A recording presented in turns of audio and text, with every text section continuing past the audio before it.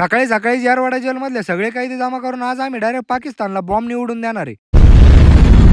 आणि तो बॉम्ब उडवल्यानंतर इतकी बेकार आग लागली का आम्ही डायरेक्ट मारता मारता वाचलो. सध्या आपल्याला पाकिस्तान एवढा नडू राहिला का आज आपण त्याचा डायरेक्ट विषय क्लोज करून टाकणार आहे. त्याच्यामुळे 120च्या स्पीडने बेलापूरच्या एवढ्या भारी पुलावरून गाडी टाकली. तोपर्यंत सगळ्या खुंकार कायद्यांनी सगळं लागणारं साहित्य जमा करून ठेवलं होतं. पण म्हणतात ना, नकटीच्या लग्नाला 17 विघ्न, तसं आमचं झालं होतं. आम्हाला साहित्यच नेता येत नव्हतं. कसं बसं करून आम्ही सगळं साहित्य नेलं आणि मग डायरेक्ट ऑटोबॉम्ब तयार करायला लागलो.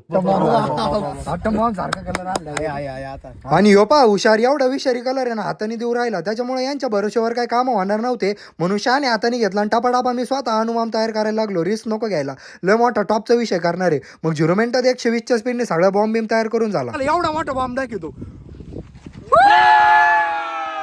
आणि तो बॉम्ब इतका बेकार तयार झालेला आहे का पाकिस्तान सारखे डायरेक्ट 10 देश फोडू शकते. आता याचा पार्ट 2 तुम्हाला बघायचा असेल तर कमेंट मध्ये पार्ट 2 टाका. आणि एवढे भारी भारी व्लॉग बघायचे असेल तर पटकन दिवशी मुकुल साबळेला फॉलो करून टाका.